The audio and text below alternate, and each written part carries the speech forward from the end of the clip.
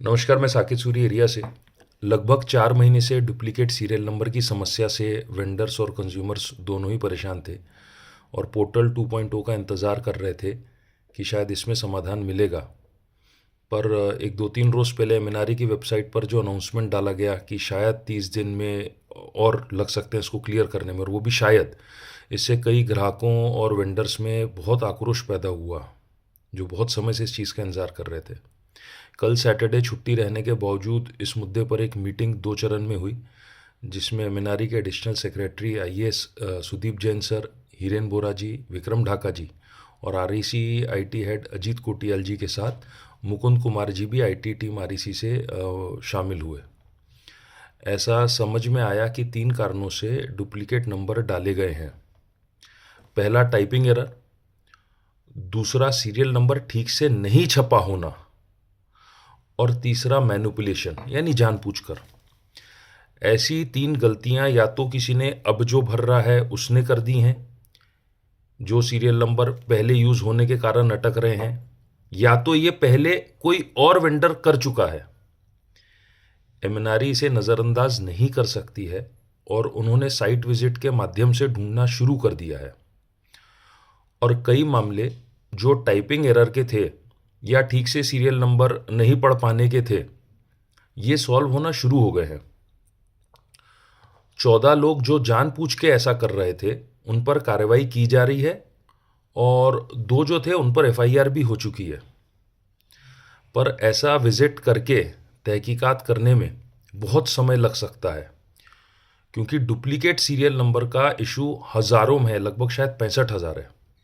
और क्योंकि ये हो सकता है कंटिन्यूस प्रोसेस रहेगा कुछ दिन और, तो इसका हल निकालना कठिन होते जा रहा है, डिले होते जा रहा है। एरिया का मानना ऐसा था कि सिस्टम की जो खामी रही होगी और किसी और वेंडर द्वारा कोई गलती अगर की भी गई होगी, तो आज किसी कंज्यूमर या ईमानदार वेंडर को क्यों सफ़र करना पड़े। पहले ही कई महीनों से पैनल लगे होने के बावजूद कई कस्टमर्स के यहाँ 4 महीने 5 महीने होते आ रहे हैं, ना जनरेशन का बेनिफिट हो रहा है, ना वेंडर्स को पेमेंट मिल रही है। और तो और कुछ जो है कंज्यूमर्स वो वेंडर को पेमेंट काट के देने की कोशिश कर रहे हैं या बोल भी दिया है काटेंगे।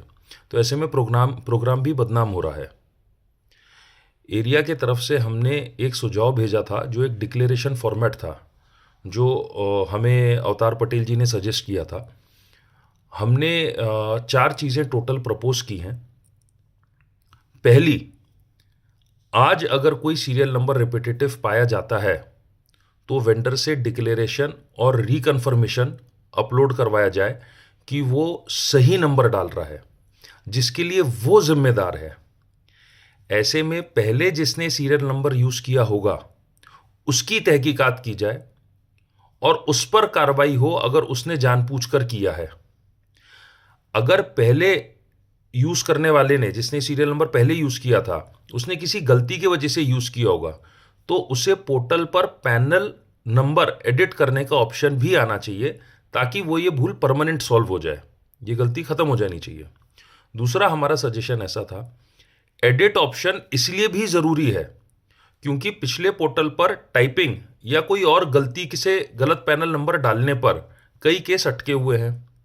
अगर एडिट ऑप्शन खुल जाएगा तो वेंडर्स अपनी गलती सुधार लेंगे। हो सकता है जिसने जानबूझकर भी ऐसा करने की कोशिश की हो, वो सही पैनल चेंज करके अपनी गलती सुधार ले और कार्रवाई से बच जाए। तो एडिट ऑप्शन बहुत जरूरी है सीरियल नंबर एडिट करने के लिए, गलती सुधारने के लिए। तीसरा जो हमने सजेस्ट किया, आने वाले कुछ दिनों में वेंडर अपने कंज्यूमर के नाम पर पहले ही डीसीआर पोर्टल पर सर्टिफिकेट जनरेट कर ले, जो कि इजीली जनरेट हो जाता है, समय भी नहीं लगता।